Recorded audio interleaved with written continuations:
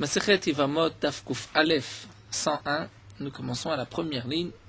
Hayu Shneim Kohanim. Donc nous sommes à la suite de la Sugia précédente, la fin de l'explication de la Mishnah, où nous avons vu dans la Mishnah que s'il y avait un enfant qui est né, nous avons un doute s'il est enfant du premier mari ou du deuxième, dans le cas où une femme n'a pas attendu les 3 mois de Hafrana qu'elle devait normalement attendre avant de se remarier pour être sûre de ne pas être enceinte du premier. Elle n'a pas attendu, elle est maintenant enceinte après 7 mois. Nous ne savons pas si c'est un enfant qui est né après 7 mois du deuxième mari, c'est possible qu'un enfant naisse après 7 mois, ou alors c'est un enfant du premier mari qui est né à 9 mois. Et nous avons vu les dinim, donc bien sûr on doit être mahmir dans le cas où un est Kohen, l'autre est Israël. Et là la Gemara continue à Yushnem Kohanim, si les deux étaient Kohanim. Et nous avons vu aussi un autre din. À la fin de notre Mishnah, un enfant n'a pas le droit de frapper son père, n'a pas le droit de maudire son père. Donc là, celui-ci ne pourra pas ni maudire le premier, ni le second. De manière, ce n'est pas aussi interdit de maudire tout Israël, mais il y a un chiyuv mita, une punition de mort pour celui qui maudit son père ou qui frappe son père. Alors la Braïta nous dit Tanura Banan, hikaze vechazar veikaze. C'est vrai que nous avons un safek et on ne peut pas tuer cet enfant si cet enfant, donc bien sûr adulte après la bar mitzvah, frappe son père, c'est-à-dire blesse son père, ou maudit son père, il est chayav mita. Donc s'il a frappé ou maudit un des deux, on ne pourra pas le tuer, puisque nous ne savons pas qui est le père de cet enfant. Mais hikaze vechazar vikaze, lorsqu'il a frappé les deux, l'un après l'autre. Hikaze, il a frappé l'un, ensuite il frappe l'autre. Kilelze vechazar vekilelze, où il a maudit un et ensuite il maudit un autre. Kilel shneem bebatachat, où il maudit les deux en même temps, ou ikashneem bebatachat, où il frappe les deux en même temps, c'est-à-dire avec un seul coup, un même bâton. En même temps, il frappe les deux. Là, dans ce cas-là, Chayav, il est Chayav, et on comprend pourquoi il est Chayav, il est Chayav Mita, puisque dans la même action, où immédiatement après, il a frappé son père, donc l'un des deux est certainement son père, donc là, il est Chayav Mita. Rashi nous rajoute aussi un autre petit point, c'est que même si c'est Bézé Acharze, l'un après l'autre, et il y a ce qu'on appelle une atrat safek, c'est-à-dire qu'au moment où on lui a fait une atra, on lui a dit attention, tu n'as pas le droit de frapper ton père, et si tu le frappes, tu es chayav mita, lorsqu'il a frappé un premier. Ça s'appelle atrat safek. Il y a eu un doute dans l'avertissement, puisqu'on ne sait pas, c'est peut-être pas son père. Ensuite, lorsque, juste après, il va frapper le second, on lui fait maintenant une autre atra, un autre avertissement, là aussi nous avons un doute. Nous ne savons pas si c'est son père, c'est ce qu'on appelle Atrat Safek, mais Tanakama pense que Atrat Safek, il est Chayav, c'est une Atra, puisque ou l'un ou l'autre est son père. Rabbi Yehuda Omer, Rabbi Yehuda n'est pas d'accord. Rabbi Yehuda nous dit, Bebatachat Chayav. C'est vrai que s'il a frappé les deux en même temps, ou il les a maudits les deux en même temps, il est Chayav Mita, mais Bézé Acharze Patour. Mais si c'est l'un après l'autre, il est Patour, puisque d'après Rabbi Yehuda, Atrat Safek n'est pas une Atra. Donc c'est vrai qu'il a frappé son père ou il a maudit son père, mais puisqu'il n'a pas eu de hatra, d'avertissement, le dîner qu'on ne peut pas lui appliquer la peine de mort. Et la Gemara nous rapporte une braïta, va Tania Rabbi Yehuda Omer patour bebatachat. Dans cette braïta, c'est marqué que d'après Rabbi Yehuda, il est patour, même bebatachat, même si c'est en même temps. Nous verrons pourquoi. Après tout, lorsqu'il frappe en même temps, il prend un seul bâton, il frappe les deux en même temps, ou il maudit les deux en même temps, pourquoi il est patour. Mais en tout cas, pour répondre à cette contradiction, puisque nous voyons que Rabbi Yehuda ici nous dit Bebatachat, il est patour, la Gemara répond très Tanaï Aliba de Rabbi Yehuda, il y a 2 Tanaïm qui sont en marloquette sur la position de Rabbi Yehuda. Qu'est-ce que pense Rabbi Yehuda dans le cas de Bebatachat? D'après un Tanaï, il est Chayav, d'après le second, il est patour. Alors la Gemara continue, demande Maïtama, demande des patar, quelle est la raison de celui qui est poter, c'est-à-dire quelle est la raison de celui qui dit que d'après Rabbi Yehuda, il est patour, même s'il les frappe ou il les maudit les deux en même temps.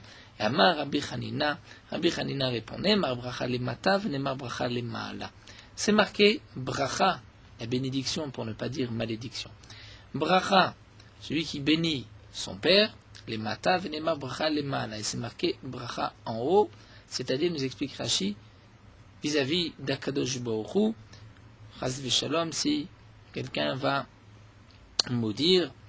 Donc le Pasuk nous dit qu'il est Kalel Elokav. Donc là, la Gemara, pour ne pas dire une malédiction vis-à-vis d'Akadosh Baruch Hu, on emploie le terme de bracha. Donc mal et mala, de la même manière que les malins, lorsqu'ils maudit klapé mala vers Akadosh Baruch Hu, she'en ba shutfut. Et c'est un cas où il n'y a pas de shutfut, c'est-à-dire il n'y a pas deux, il n'y a qu'un seul, il n'y a qu'Akadosh Baruch Hu. Af les mata she'en ba shutfut. Donc même les mata, c'est-à-dire dans la bracha, les mata, pour celui qui maudit son père, c'est aussi she'en ba shutfut. Lorsqu'il n'y a pas de shutfut, il n'y a pas d'association, il n'y en a pas deux. C'est-à-dire lorsqu'on sait qui est son père, il a maudit d'une parole son père. Pas lorsqu'il maudit deux personnes en même temps et on dit il y a parmi eux son père. Ça c'est valable pour la beracha, donc klala, vitkish, haka'a, le klala et yaekesh, entre la haka'a, c'est-à-dire l'interdiction de frapper son père, et aussi l'interdiction de maudire son père. Rachid nous dit, puisqu'ils sont marqués juste ensemble, l'un côté d'autre, c'est vrai qu'il y a un passou qui ne les sépare, nous dit Rachid, mais ceci est considéré comme un Ekesh, et donc on appliquera le même dîme pour celui qui frappe son père, si d'un même coup il frappe deux personnes, et que parmi ces deux personnes, il y a son père, c'est vrai qu'on ne sait pas qui est son père, mais c'est sûr que son père est là, eh bien, il est patour, puisqu'on apprend de la bracha klapé mal. Alors la Gemara continue, nous avons vu dans la Mishnah que lorsque nous avons un doute, mais que les deux pères sont Kohanim, eh bien il pourra, il pourra servir au Beth Amikdash dans la garde, puisque nous avons vu que les Kohanim étaient divisés en 24 Mishmarot, puisque les Kohanim, comme la Gemara le dit, à la fin de Masechet Souka, ne travaillaient pas tous les jours au Beth Amikdash. Kohanim était divisé en 24 mishmarot, 24 gardes. Chaque mishmar travaillait une semaine au Beth Amikdash. On changeait de mishmar le Shabbat dans la journée.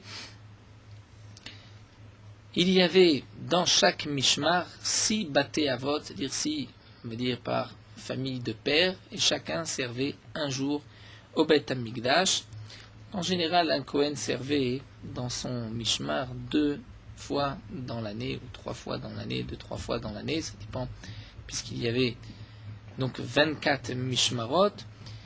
Et bien sûr, même lorsqu'il travaillait toute la semaine, il ne travaillait pas toute la semaine dans son mishmar, mais il avait un jour, à part bien sûr les fêtes où les Kohanim travaillaient tous ensemble. Alors la Gemara continue, nous avons vu dans la Mishnah qu'il pourra rentrer dans la garde, la mishmar de son doute, c'est-à-dire de l'un comme de l'autre. Il a un doute si c'est l'un son père ou l'autre, donc il pourra travailler au Beth Amikdash dans les deux mishmarot, mais il ne pourra pas recevoir une partie des korbanot, une partie des pots qu'on donnait au Kohanim, puisque chaque mishmar lui dira mais toi tu es fils de l'autre. Alors demande Agma, puisqu'il ne va pas recevoir une partie de ce qui est donné au Kohanim, alors la maolé, pourquoi il monte, pourquoi va-t-il être olé be mishmaro, monté au mishmar? Alors l'agma demande, lama olé, pourquoi il est olé? On peut répondre simplement, Amar baina de mitzvah. Il vient, il dit, mais moi je veux accomplir la mitzvah de servir au Beth Amikdash, même si je ne vais pas recevoir de pot, je ne vais pas en bénéficier matériellement de cette mitzvah. Et là, Allah lo katane, et là, olé Baal Kocho. Dit la Gemara, voici les questions qui ont été posées. Ce n'est pas marqué Allah be mishmar, c'est-à-dire s'il veut, il peut monter dans chaque mishmar. C'est marqué olé, comme si on allait l'obliger, on allait lui dire olé, tu dois aller travailler. Amar Ravacha b'Chanina, Amar Abaye, Amar Ravasi, Amar Rabbi Yochanan. Donc Ravacha b'Chanina dit le nom d'Abaye, nous dit le nom de Ravasi, le nom de Rabbi Yochanan. Donc on comprend pourquoi la Gemara rapporte toujours ce qui a été dit au nom de qui, comme la Gemara l'avait rapporté plus haut, que lorsqu'on rapporte un enseignement de quelqu'un qui est déjà décédé, Siftofta Dovevod Bakever, ses lèvres vont mieux de bouger dans la tombe. C'est pour cela que on voit que les Chachamim faisaient attention de rapporter chaque memra au nom de celui qui l'avait dit. Et donc Rabbi Yochanan nous explique Mishum Pugam Mishpacha, c'est-à-dire chaque famille va exiger que cet enfant, c'est vrai qu'il y a un doute, on ne sait pas s'il est de cette famille ou de cette famille, mais chaque famille va exiger que cet enfant vienne travailler au Beth Amikdash dans chaque mishmar, le mishmar du premier mari et du deuxième, pour ne pas qu'on puisse dire par la suite, tiens, mais cet enfant, c'est un enfant d'un tel et il ne travaille pas au Beth Amikdash. Donc peut-être que si on voit un Kohen qui ne travaille pas, une famille qui ne travaille pas au Beth Amikdash, on peut se poser des questions sur cette famille. Est-ce qu'ils se perdu leur Keuna? Est-ce qu'il y a un Pegam Mishpacha? Est-ce qu'il est Pasoul? Il ne peut pas servir au Beth Amikdash. Peut-être que ses parents s'est marié avec une divorcée ou une femme qui lui était interdite. Donc, ce que la Mishnah veut nous dire, au lait, c'est-à-dire les familles vont l'obliger à travailler, mais ils peuvent le repousser, lui dire, mais tu ne recevras pas les pots, tu ne recevras pas ce qu'on donne habituellement aux Kohanim. Et nous terminons avec le dernier point de la Mishnah. Nous avons vu que si les deux parents, le premier ou le deuxième mari, qui étaient dans la même garde, il pourra rentrer, donc l'enfant, c'est vrai qu'il a un doute, il ne sait pas qui c'est son père, mais il pourra rentrer dans cette garde, dans cette semaine, et servir au Beth Amikdash, et même recevoir la Chalouka, ce qu'on donnait aux Kohanim. Et là, la Gemara demande, mais quelle différence? Si les parents sont dans deux mishmar, on voit qu'il ne recevra rien. Pourquoi? Puisque chaque mishmar va lui dire, c'est pas si tu n'es pas de cette famille. Eh bien là aussi, même s'ils sont dans le même mishmar, mais nous avons dit que les mishmarot sont divisés en plusieurs baté avot, en 6 baté avot. Donc si les premiers maris et le deuxième ne sont pas du même bet av, même s'ils sont dans le même mishmar, chaque bet av lui dira, toi, tu es de la journée de demain. Et le lendemain, il dira, mais toi, tu étais de la journée d'hier. Donc, maïshenashne mishmarot delo, pourquoi lorsqu'il y a deux mishmarot, il ne pourra pas recevoir? La Gemara répond, Azilleha mishmaro matroulé, Azilleha mishmaro matroulé, puisqu'il va aller dans chaque mishmar, on va le repousser. Eh bien, mishmar echad named, dit la Gemara, même s'il y a un seul mishmar, Azilleha betav, vous matroulé, lorsqu'il va aller dans ce betav cette journée, on va lui dire, non, toi tu es demain. Amar Rav Papa, alors Rav Papa reprend la Mishnah, et il nous dit, Arik Amarimayu, shne mishmar echad ou betav echad, notel chelek echad, dans le cas où les deux, il y a les deux maris, le premier et le deuxième, mari de cette femme, étaient dans la même garde et dans la même journée, là effectivement il pourra travailler et recevoir ce jour-là, puisqu'il va dire au Kohanim de ce jour-là, Miman Afshar, si je suis l'enfant d'un tel ou d'un autre, puisque tous les deux servent aujourd'hui au Beth Amikdash, j'en ai droit à une part aujourd'hui. Et nous allons commencer Bezrat Hashem le 12e Pérek.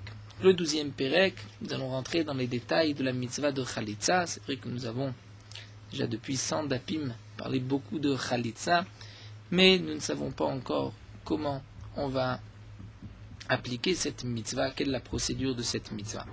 La Mishnah nous enseigne mitzvah Chalitza bishlosha dayanim. La mitzvah de Chalitza se pratique devant 3 dayanim, 3 juges. Donc mitzvah Chalitza, juste rappeler au moins ce qui est marqué dans la Torah, les psukim de la Torah. La Torah nous dit que si un homme ne veut pas prendre sa yébama, donc la yébama va amener son yabam chez les Ekenim au Beddin. Donc elle va se présenter au Beddin, elle va dire, mon yabam ne veut pas donner une descendance à son frère. Alors les sages de sa ville, donc les Dayanim, vont l'appeler, vont lui parler, et lui maintient et dit, je ne veux pas l'épouser, je ne veux pas accomplir la mitzvah du hiboum. Donc le Beddin va appliquer le cérémonial, elle va se présenter à lui devant le Beddin, elle va lui enlever sa chaussure, donc la chaussure du Yabam, du frère de son mari, et elle va cracher devant lui, et elle va dire, ainsi on fera à celui qui ne veut pas construire la maison de son frère. Nous avons rapporté aussi déjà l'explication du chinour. Quelle est la signification de la mitzvah de Chalitza? Le chinour, le Réa, des Rishonim nous explique, c'est que elle va montrer par cela comme une sorte de soumission vis-à-vis de son mari, celui qui aurait pu être son mari. Dire voici, je me proposais d'être sa femme, de le servir d'une certaine manière, entre guillemets, et il refuse. Donc elle va lui enlever la chaussure, mais elle va cracher, chose qu'on ne fait pas devant un maître, comme un esclave devant son maître. Donc par cela, elle montre, cet homme-là n'est plus mon Yabam, n'est plus celui qui va prendre la place de son mari et qui aurait pu donner une suite au nom de son mari.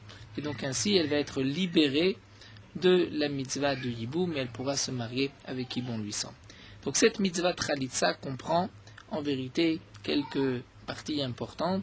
D'abord le fait de se présenter devant les Dayanim, de lui enlever la chaussure, donc on verra exactement de quelle chaussure il s'agit, comment doit être la chaussure. Elle doit cracher, et il y a aussi une amira, donc il y a tout un tekes, ce qu'elle doit dire, et ce que lui aussi doit dire, nous verrons par la suite. Donc mitzvah Khalitsa, bishlosha dayanim, nous dit la Mishnah, la mitzvah de Khalitsa doit se faire devant 3 juges, vafilu shloshtan ediotot, même si les 3 sont des ediotot, c'est-à-dire ils ne font pas partie du Sanhedrin, si on peut dire des hommes simples, mais nous verrons exactement qu'est-ce que cela signifie. Khalsa beminal, si elle a fait Khalitsa avec minal, c'est-à-dire, si on va traduire minal et sandal, minal on dira une chaussure, sandal une sandale. Mais nous verrons exactement par la suite dans la Gemara quelle est la signification de minal et d'une sandale. Donc minal, Rachid nous dit, c'est en peau, une peau qui est tendre. Là, la Khalitsa est kshera. Mais le khatrila, on ne fera pas avec une telle chaussure, comme nous verrons par la suite dans la Gemara. La Khalitsa doit se faire, le khatrila, avec une sandale qui est faite d'une peau dure, d'une peau bien bouillie et qui donc a durci. Ça, c'est ce qu'on appelle la sandale. Donc, Beminal, c'est Kacher Bediavad. Ben Pilia, Rachid nous dit une sorte de chausson qui est en beged, c'est-à-dire qui est en toile, qui est en tissu. Donc, ce n'est pas une chaussure. Khalitzata psula, la khalitza et psula n'est pas valable. Betsandal shishlo akev kacher.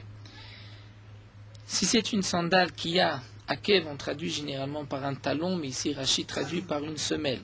Donc, une sandale qui est une semelle kacher, vishen la akev pasoul, c'est n'en a pas. C'est pasoul. Minar kuva ulmata khalitza shera, un homme qui a été amputé de la jambe. Minar kuva, Rachid traduit ailleurs, Rachid nous dit que la harkuva, c'est le genou, là où il y a le lien entre le genou et le mollet et la jambe. Donc minar kuva ulmata khalitza kshera, c'est-à-dire s'il restait minar kuva, une partie de la jambe, la khalitza ekshera. Minar kuva ulmala, s'il a été amputé au-dessus de la harkuva, donc la khalitza psula, la khalitza psula n'est pas kasher. Nous verrons aussi dans la Gemara pour quelle raison. Khalsa besandal she'en shelo, si elle a fait la khalitza avec une sandale qui n'appartient pas à cet homme-là, ou besandal shel etz, ou une sandale shel etz qui est en bois. Là, la khalitza est quand même kshera, mais les khatrila, il faut que le sandal soit en or, en peau, en cuir. Ou beshel smol beyemin, ou bien c'était une sandale du pied gauche qui était sur le pied droit. La khalitza doit se faire sur le pied droit.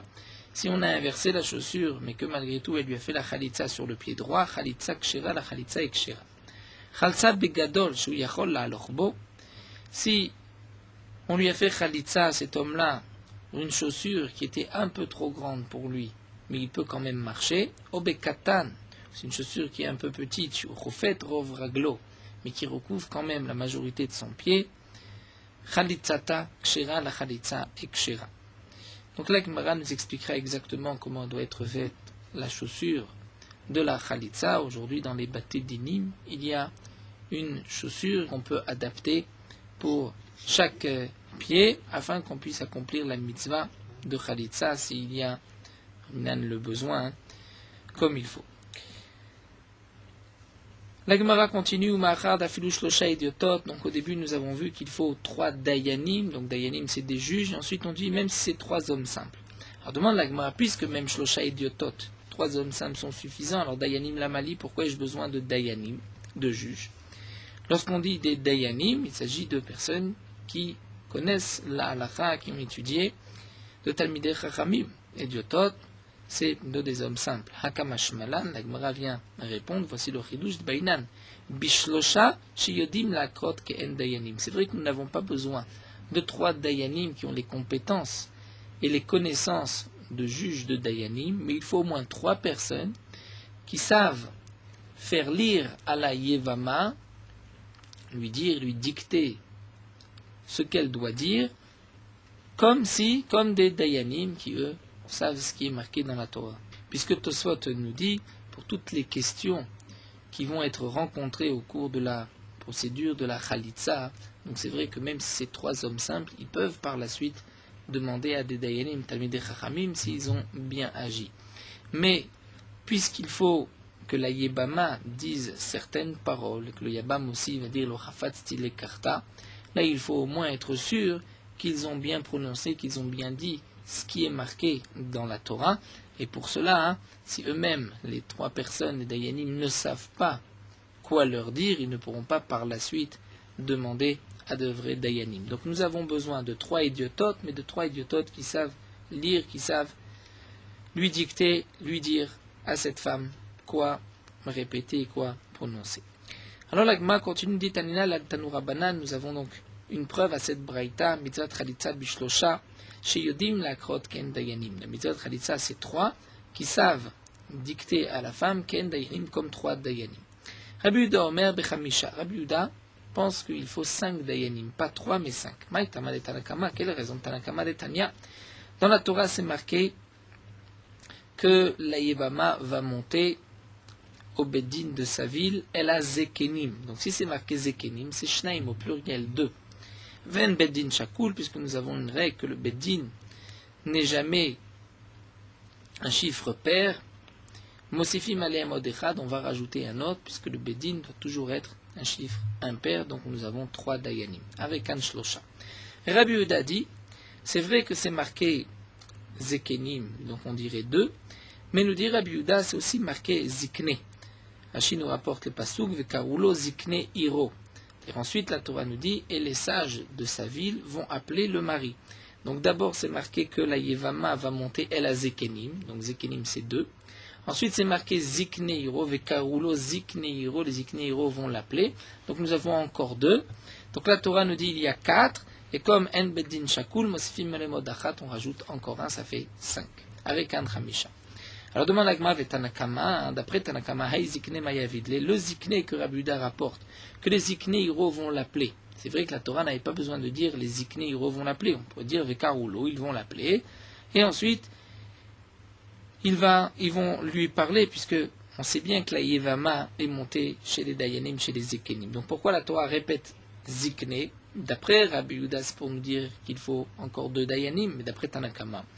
Alors l'Agma répond, mais vaïlé les ribouillés affluent le idiotot. D'après Tanakama, la Torah répète Zikne pour nous dire, Zikne, c'est-à-dire des sages, des vieillards, mais même si ils ne sont pas des Chachamim, parce que c'est marqué une autre fois, Zikne, c'est pour inclure, même si ils sont 3 hommes simples. Ve Rabbi Yehuda idiotot menalé. Alors l'Agma renvoie la balle sur Rabbi Yehuda. D'après Rabbi Yehuda, d'où est-ce qu'on sait que idiotot c'est suffisant? Nafkele, on peut l'apprendre, mais les aînés, c'est-à-dire les aînés, comme c'est marqué dans le Pasuk, elle va s'approcher les aînés à Zekenim aux yeux des Zekenim. Donc Rashi nous rappelle aussi que c'est vrai que dans la paracha c'est marqué une 3e fois Zekenim, mais on ne peut pas faire de dracha de ces Zekenim, puisque là la Torah répète, reprend les premiers Zekenim.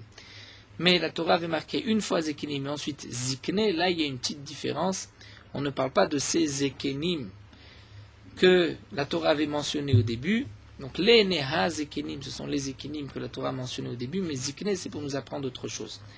Donc l'Agma nous dit, d'après Rabbi Yehuda, d'où est-ce qu'on sait que Ediotot, que même 3 Dayanim simples, on l'apprend mais les aînés. Pourquoi d'Amarma? Puisque nous avons un enseignement les aînés, puisque c'est marqué que la Yevama va s'approcher devant, c'est-à-dire aux yeux des Zekenim, de là on apprend que Prat les Soumim, à l'exception d'aveugles. Si les Zekenim sont des aveugles, on ne peut pas, ils ne sont pas cachés pour la Khalitsa. Et donc Rabbi Yehuda continue, dit, puisque j'ai besoin d'un pasouk pour exclure 3 Dayanim aveugles, eh bien de là je peux déduire Shmamina d'Afilou idiotot, que ces Dayanim peuvent être 3 simples personnes. Pourquoi? Parce que si tu dis que ces 3 sont des Dayanim compétents, des Talmidei Chachamim, et qui font partie du Sanhedrin, alors à ce moment-là, je n'ai même pas besoin de pasouk pour exclure un souma, un aveugle, puisque nous avons une autre halakha que tout celui qui siège au Sanhedrin doit être parfait. Parfait dans la justice, mais aussi parfait, aucun défaut. Et donc si les juges sont aveugles, ils ne peuvent pas siéger au Sanhedrin. Lorsque la Torah a besoin de préciser que dans la Khalitsa, si les Dayanim sont aveugles, ils ne sont pas cachers, c'est bien obligatoirement que les Dayanim ne font pas partie du Sanhedrin. Sinon la Torah n'avait même pas besoin de préciser. Donc de là, je peux déduire que même 3 hommes simples. Donc c'est ce que nous dit ici Rabbi Yehuda, puisque Isal Kadatar Sanhedrin Bainan, qu'il faut des Dayanim qui siègent au Sanhedrin, alors là, Magli Maote Soumin, pourquoi exclure l'aveugle? Tani Rabbi Yosef Nafka, ça je l'apprends déjà de Rabbi Yosef, des Tani Rabbi Yosef, Shem Shebedim Menukim Betzedek, Kar Bedim Menukim Mikol Mum, le mec, le Bedin doit être propre, il doit être juste, sans injustice, car Bedin Menukim Mikol Mum, même le Bedin doit être propre, net de tout défaut. Chez Nema, comme c'est marqué dans le passage, Kular Yafa Rayati, d'une allusion au Bedin, Kular. Yafa Rayati ou Moum Enbach, et il n'y a pas de Moum. Donc de là on apprend que le Bedin doit être parfait. Vedar, alors l'Agma revient d'après les Chachamim. Haou le'ene mayavide, d'après les Chachamim, puisqu'on apprend les idiototes de Zikne, alors qu'est-ce que je vais apprendre de le'ene? Alors l'Agma répond d'après les Chachamim, Haou le'gde Rava ou de'ata, c'est pour l'enseignement de Rava. Dama Rava tzriche dayanen le mirze roka de kanafik mipuma de Ibama. Rava nous dit que les Dayanim doivent voir le roc, c'est-à-dire le crachat qui va sortir de la bouche de la Yevama. Dirtiv, comme c'est marqué, les nez à Zekenim veyarka. C'est-à-dire aux yeux devant les Zekenim, elle va cracher. Vedach name, alors l'Agma nous dit, Rabbi Yehuda aussi, m'avait les Rava, donc on a besoin les nez pour cet enseignement de Rava. L'Agma reprend, c'est vrai, inachiname. Donc c'est vrai que d'après Rabbi Yehuda, les nez sert aussi pour nous apprendre que les Dayanim vont voir le crachat au moment où la femme, la Yevama, va cracher. Vela, alors, idiotot menale, d'après Rabbi Yehuda, d'où est-ce qu'on sait que les Dayanim peuvent être même des idiotos, de simples personnes? Nafka, on l'apprend, mi be Israël, puisque c'est marqué dans le Pasuk, be Israël, la Torah nous dit, Ve'amra men yebami lakim lachiv shem be Israël, dire mon mari ne veut pas donner un nom à son frère, Be Israël, et Be Israël, c'est pour nous dire Israël kol dehu, c'est-à-dire même devant vous le Bedin, qui sont juste 3 Israël, c'est-à-dire juste le peuple d'Israël, mais pas obligatoirement des Talmidei Chachamim, même des idiototes. Ve'edar, alors l'Agma reprend d'après les Chachamim, Haï Israël Mayavidle, qu'est-ce que les Chachamim vont faire avec ce Be Israël? L'Agma répond qu'ils ont besoin de Taner Rab Shmuel Bar Yehuda, ce que nous enseigne Rab Shmuel Bar Yehuda. Be Israël, c'est-à-dire Be Bedin shel Israël, velo Be Bedin shel Gerim. Que la Khalitsa peut se faire dans un Bedin de Israël, mais pas dans un Bedin de convertis.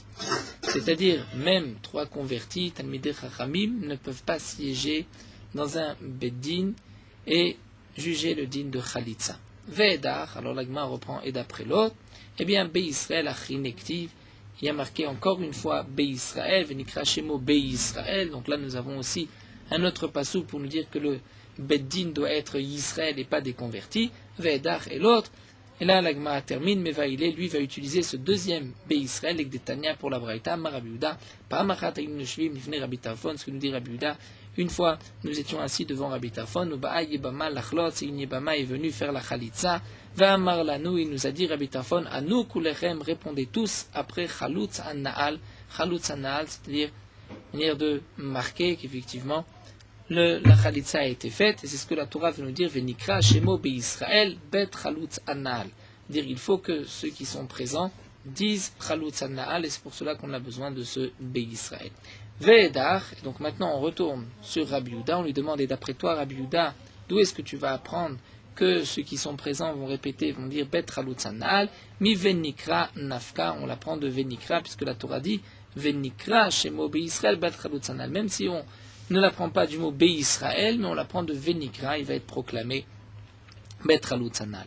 Et la Me'ata, si c'est ainsi, demande la Gemara, si on suit la dracha que nous avons vue jusqu'à présent, que d'après Rabbi Yehuda, il faut 5 dayanim, puisqu'une fois c'est marqué Zekenim, une fois Zikne, alors que d'après les Chachamim, il faut 3 dayanim, puisque c'est marqué Zekenim, alors on devrait continuer et dire, puisque c'est marqué dans la Torah Vekaru, c'est marqué Vekaru lo Zikneiro, donc Vekaru, on pourrait dire aussi encore 2 dayanim qui vont appeler Vediberu, et là, ils vont lui parler, encore la Torah répète Vediberu, donc au pluriel, Donc encore 2 dayanim, donc Achiname, les Rabiuda, Rekan Tisha, et les Rabbanan, Rekan Shiva. Est-ce qu'on doit rajouter encore 4 dayanim? Et donc d'après Rabiuda, on arriverait au chiffre de 9, et d'après les Chachamim, au chiffre de 7. Alors la Gemara répond, Ahu, Mevayele, ce Vediberu, ce Vekaru, nous en avons besoin pour cette braïta de Tanya. Vekarulo velo shlucham. De là, on apprend Vekarulo, c'est-à-dire que les Dayanim même doivent appeler le Yabam velo shlucham. Ils ne peuvent pas envoyer un messager pour appeler le Yabam au Bedin. Vedi Beru Elav, ils vont lui parler, Melamed, que signifie ils vont lui parler? C'est comme nous l'avons vu plus haut, Melamed shmasimlo etza ogenet, c'est-à-dire que le Bedin va aussi donner, le Bedin va donner un bon conseil au Yabam. Le Bedin va lui dire, si le Yabam est jeune, Vizekena, et la Yabama est plus vieille, eh bien, Huzaken, ou le contraire, lui est vieux, Vehi Yalda, et elle est jeune, Omrimlo, on va lui dire, Malecha etzel Yalda, Malecha etzel Zekena. Pourquoi vas-tu chercher une femme qui est beaucoup plus jeune que toi, ou une femme qui est beaucoup plus vieille que toi? Kalecha etzel Shikamotra, c'est-à-dire que même si le Yabam veut faire le Yiboum, on voit qu'ils ne sont pas en rapport d'âge, donc on lui dira au Yabam, il vaut mieux que tu ailles chercher une femme qui est de ton âge.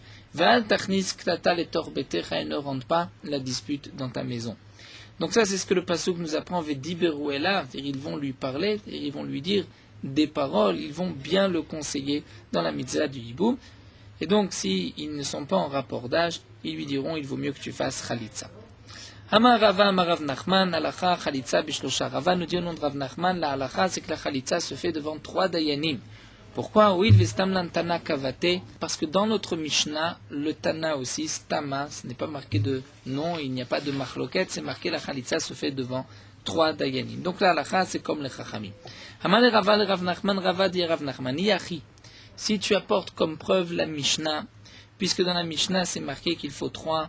Donc là, la comme les Chachamim, Yachi Miun Name, à propos du Miun, pour une petite fille qui a été mariée, une orpheline qui a été mariée par sa mère ou son frère, donc il n'y a pas de Kiddushin Minatora, mais elle a la possibilité d'être mariée par la mère ou la sœur, par la mère ou le frère, et c'est un Kiddushin, un mariage Miderabanan. Cette petite fille a la possibilité jusqu'à 12 ans de refuser son mariage, et le Mioun doit se faire devant 3. Donc, Yachi Mioun Name, on devrait dire Ditnan a Mioun va Khalitza Bishlosha, puisque c'est marqué que le Mioun et la Khalitza doivent se faire devant 3. Donc, pour le Mioun, il faut aussi 3 personnes. On peut apporter une preuve que le Mioun, c'est devant 3 seulement. Rit et Machina, mais si tu dis qu'effectivement, le Mioun devra se faire devant 3, puisque nous avons une Mishnah qui nous dit a Mioun va Khalitza Bishlosha devant 3. Alors la Gemara demande, Ve'atania, pourtant nous avons une braïta. Mioun, Bet Shammai omrim bedin mumchim, ou Bet Hillel omrim bedin veshlo bedin. Le Mioun, d'après Bet Shammai, le Mioun doit se faire devant un bedin de dayanim compétent. Ou Bet Hillel omrim bedin veshlo bedin. Que ce soit devant le bedin, ou même si ce n'est pas devant le bedin, c'est-à-dire que ce soit devant un bedin compétent ou pas, mais elu ve'elu modim shetzarich shlosha, mais ils sont tous les deux d'accord qu'il faut 3 dayanim pour le mioun. Et Rabbi Yosef, Rabbi Yehuda et Rabbi Lazar, Rabbi Yosef, Marchirim, Mishnaim disent que même lorsqu'il n'y a que 2 dayanim pour le mioun, ou 2 personnes d'après Beth Hillel pour le mioun, c'est suffisant. Ve'amar Rav Yosef bar Minumi amar Rav Nachman, halacha keoto azug. Et Rav Yosef bar Minumi a dit au nom de Rav Nachman que la halacha est comme Rabbi Yosef, Rabbi Yehuda, comme Rabbi Lazar et Rabbi Yosef, que même lorsqu'il n'y a que 2 personnes, c'est suffisant. Donc, nous avons aussi une Mishnah dans Sanhedrin qui nous dit le Mioun et la Khalitza de se faire devant 3. Et pourtant, nous avons fixé la halacha que même s'il n'y a que 2 personnes pour le Mioun, c'est suffisant. Donc tu vois que même lorsque nous avons une Mishnah et que Stamlan Tana, c'est-à-dire Rébi, a rapporté cet avis sans dire de nom, comme si Rébi était d'accord, malgré tout on voit que la halacha n'est pas toujours comme la Mishnah. Donc pourquoi avons-nous tranché entre les Chachamim et Rabbi Yehuda que la halacha est comme les Chachamim, qu'il faut 3 dayanim pour la Khalitza, parce que nous avons une Mishnah, notre Mishnah, qui est dans le sens des Chachamim. Ce n'est pas une preuve, de la même manière que pour le Mioun, ce n'est pas une preuve. Mais la Gemara répond, c'est différent. Atam chad stama. À propos du Mioun, nous avons une machloket. Et dans la Mishnah de Sanhedrin, qui a été rapportée, c'est marqué une fois, Mioun va Khalitza bishlosha, et c'est tout. Donc puisque nous avons une seule Mishnah, c'est pour cela qu'on n'a pas fixé la halakha que le miyun c'est devant 3. Mais ici chez nous, très stamé, nous avons 2 stamés, puisque maintenant l'Agma nous a ramené encore une Mishnah. La Mishnah dans Sanhedrin, c'est marqué Amiyun va Chalitza bishlosha. Donc on voit que la Chalitza se fait aussi devant 3, d'après cette Mishnah. Donc nous avons une Mishnah dans Yebamot, où la Chalitza se fait devant 3. Une Mishnah dans Sanhedrin, où la Chalitza se fait devant 3. Donc puisque nous avons 2 Mishnayot, là on peut fixer la halakha comme les Chachamim. Pour le miyun, il n'y a qu'une seule Mishnah. Demande la Gemara, Atamna metres tameninu, mais pour le miyun, il y a encore une autre Mishnah, d'Itnan, c'est marqué Miyana o shechalza befana visaena mipne shehu bebedin. À propos du miyun, nous avons vu que lorsque, c'est une Mishnah dans Yevamot, d'Afrafé, à propos d'une petite fille qui fait miyun devant les Dayanim, o shechalza, ou qui a fait Chalitza, une femme qui a fait Khalitza devant des Dayanim, c'est marqué qu'un Dayan, un des Dayanim, peut ensuite l'épouser. Normalement, on avait vu dans la Mishnah que si par exemple un Chacham a maintenu un vœu à une femme, et à cause de ce vœu, elle a dû divorcer de son mari, ce Chacham n'a pas le droit d'épouser ensuite cette femme, puisqu'on pourrait dire qu'il a maintenu le vœu, il n'a pas fait Atarat Nedarim pour pouvoir ensuite l'épouser. Mais si le Miyun ou la Khalitza c'est fait devant un Dayan, et que ce Dayan veut ensuite l'épouser, il a le droit. Pourquoi?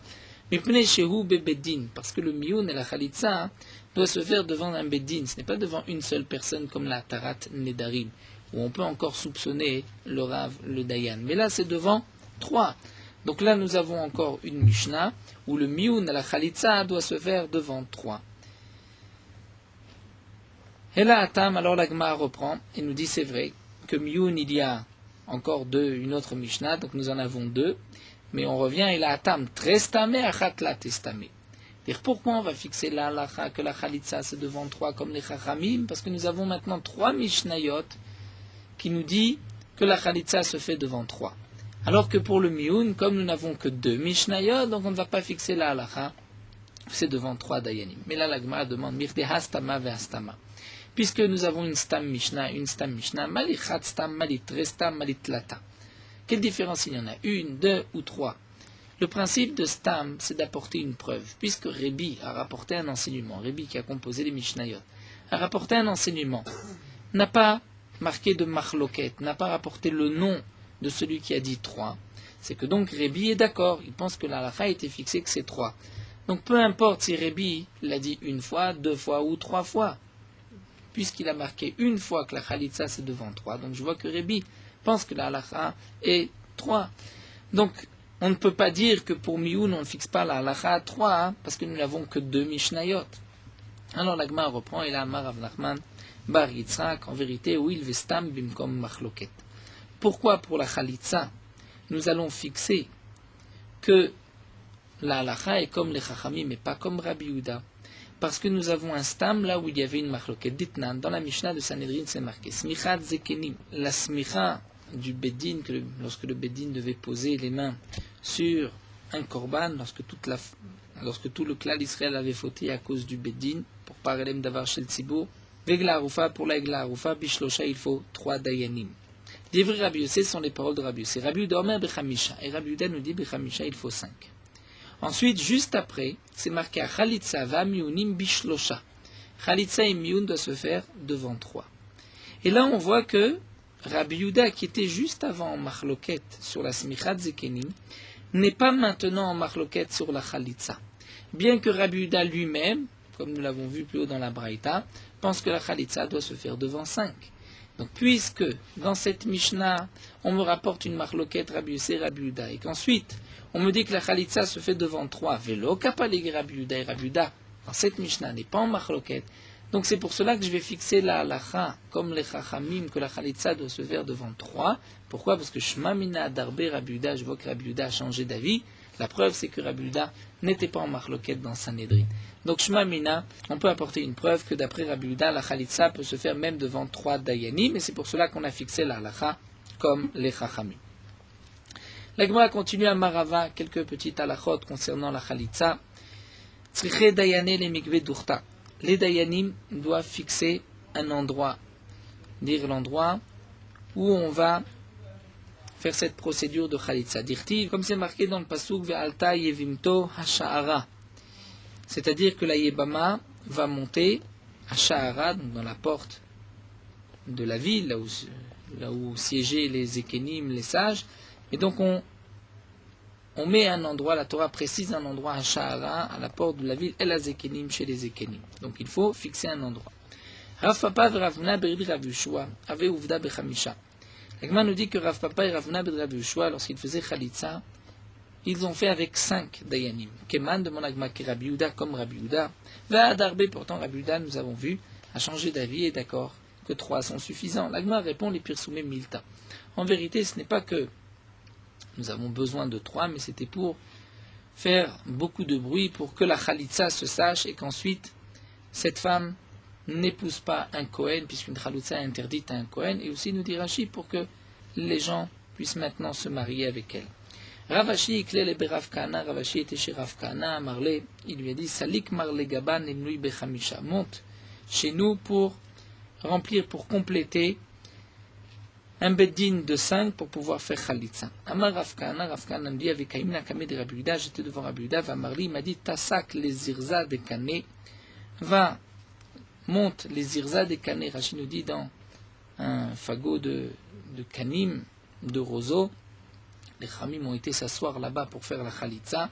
L'Itztroufé Bechamisha pour t'associer aux 5 Dayanim. Amroulo, on lui a dit Lama li Khamisha, pourquoi 5? Amar, lui, il leur a dit qu'il y a Milta pour que la Khalitsa se publie et que tout le monde sache que cette femme ait eu la Khalitsa. Rav Shmuel Bar Yehuda avec Aïkamé de Rabbi Yehuda. Rav Shmuel Bar Yehuda aussi était devant Rabbi Yehuda. Amar, lui, il lui a dit Sakta les Zirza de Kané, va monter, va t'asseoir sur ces fagots de roseaux, l'Istaroufé Bechamisha pour t'associer au chiffre de 5, les Pirsoumé Milta. Donc là, il lui dit Mefourach, les Pirsoumé Milta pour que la Khalitsa se répande. Amarle, il lui a dit Tanina, Be Israël, Be Bedin Israël, V'lo Bedin Shel Gerim. Et là, Rav Shmuel Bar Yehuda a dit à Rav Yehuda, mais nous avons appris plus haut que puisque c'est marqué Israël, il faut un Bedin de Israël et pas un Bedin de converti. Ve'ana gerana, et moi je suis un converti, donc je ne peux pas siéger au Bedin de Khalitsa. Amar Rav Yehuda a dit à ce moment-là, Kegon Rav Shmuel Bar Yehuda, un homme comme Rav Shmuel Bar Yehuda, mafikna mamona apoumé. On pourra sortir de l'argent apoumé devant son témoignage. C'est-à-dire, s'il lui dit, je sais qu'un tel doit de l'argent, eh bien, on peut faire sortir cet argent, étant donné que Rav Shmuel Bar Yehuda, c'est un homme de confiance. La preuve, c'est que là, on l'a appelé pour siéger au Bédine, et immédiatement, il a dit, je suis un guerre, je ne peux pas siéger. Et la Gemara demande, ma fikna, est-ce qu'on peut sortir de l'argent parce qu'on croit une personne, même si c'est vrai qu'il ne ment pas, mais ça ne reste qu'un seul témoin. Veha alpish naim edim, nous dit la Torah. Il faut pour sortir de l'argent 2 témoins. Amar Achamana, nous dit la Torah. Et là, alors la Gemara reprend, et la Merahana shtare apoumé. C'est-à-dire que si, voici ce que Rav Yehuda a voulu dire, si quelqu'un comme Rav Shmuel Bar Yehuda me dit, je sais que ce shtar a été remboursé, la dette a été payée, eh bien, même s'il y a un shtar et il n'y a pas d'autres preuves, eh bien, je ne prendrai pas l'argent, je dirais que le shtar a été payé, puisque Rav Shmuel Bar Yehuda, c'est un homme à qui on peut faire confiance. Amar Ravan, on continue encore quelques lignes pour finir le sujet. Ravan nous dit, guerre dan et travero. Un converti peut juger son prochain, c'est-à-dire peut juger un autre converti. Il ne peut pas juger un Israël, mais il peut juger et travero, un autre converti, dvar Torah, mina Torah. Donc Rashi nous dit, bien sûr, il s'agit de dîner nefashot, c'est-à-dire pour juger un jugement de vie ou de mort, pour lui appliquer la peine de mort. Mais si c'est pour dîner mamonot, des litiges d'argent, là le guerre est cachère pour tout Israël. Chez Nehema, comme c'est marqué, donc là on va apporter une preuve que le guerre ne peut pas juger un homme né Israël, mais il peut juger un converti comme lui. Chez Nehema, comme c'est marqué, Som tasim alecha melech, tu te mettras sur toi, melech, un roi, Asher yifrar Hashem elokecha bo, que Akadosh Baruch Hu choisira, mikerev achecha tasim alecha melech, de parmi tes frères, tu prendras quelqu'un, tu mettras sur toi un roi. Donc on apprend de ce pasouk Mikerev Achecha que le roi doit faire partie de tes frères, c'est-à-dire du peuple d'Israël et pas d'un converti. Mais c'est marqué Alecha sur toi. C'est-à-dire Alecha sur toi qui est né Israël, ou des Baïnan, on a besoin Mikerev Achecha que le roi soit aussi un de tes frères né Israël, aval guerre. Mais si c'est un converti, eh bien Dan et Travero guerre, il pourra lui juger son prochain, un autre converti. Et Rachid nous dit que le Dayan, le juge, est aussi appelé Meler, comme c'est marqué dans le Passouk, Meler Bamishpat et Amid Eretz. Et là, le Passouk fait allusion au Dayan, que le Dayan doit être comme un roi. Donc on apprend du din du roi, le din du Dayan, et donc un converti ne peut pas être juge pour juger Dinin et Fachot, un Israël qui est né Israël, mais il peut juger un guerre. Ve'im haïta imo mi Israël. Mais si ce guerre est une deuxième génération, dire son père est un guerre, mais lui est fils d'une femme qui était Israël, maïta imo mi Israël, dan afilou Israël, il pourra juger même un Israël. Ve'linyan chalitza, mais pour la chalitza, Hachi aviv ve'imo mi Israël, il faut que le père et la mère soient nés Israël et ne soient pas des convertis ou des non-juifs. Shnema, comme c'est marqué, Venikra Shemo Be Israël. Il faut appeler Venikra Shemo Be Israël dans Israël. Et ça, il s'agit des Dayanim. Nous avons vu, et Rachid nous explique Be Israël, c'est-à-dire qu'il soit Israël de tous les côtés, c'est-à-dire que son père soit Israël et que sa mère soit aussi Israël. Nous allons nous arrêter là. Merot halacha daf kuf alef. Lorsque le talit est tombé, un homme était enveloppé d'un talit et sans faire exprès, sans qu'il s'en rende compte, le talit est tombé. Lorsqu'il va le remettre, s'envelopper de ce talit, il devra faire une bracha. Et même s'il le remet immédiatement, il devra faire aussi une bracha, puisque au moment où le talit tombe, étant donné qu'il n'y avait pas de kavana, il ne s'est pas rendu compte que son talit est tombé, ce n'était pas volontaire, la mitzvah s'est arrêtée. Donc lorsque maintenant il vient remettre son talit, c'est comme une nouvelle mitzvah, il devra faire une bracha, et même si au moment où son talit, le talit gadol est tombé, il avait sur lui un talit katan, il devra malgré tout refaire la bracha. Certains pensent que lorsque le talit gadol tombe, on ne doit pas refaire de bracha. Malgré tout, même d'après ceux qui pensent que lorsque le talit est tombé, il faut faire une bracha, c'est seulement si le talit est tombé entièrement. Mais si juste la majorité du talit est tombée, mais il reste encore une partie du talit sur lui, là on ne fera pas de bracha. Mais si le talit est entièrement tombé, il l'a juste gardé dans les mains, là, d'après cette chita, on devra faire une bracha, puisqu'il n'est plus sur son corps, il est dans ses mains. Donc d'après certains, la mitzvah est terminée, il faudra refaire une bracha.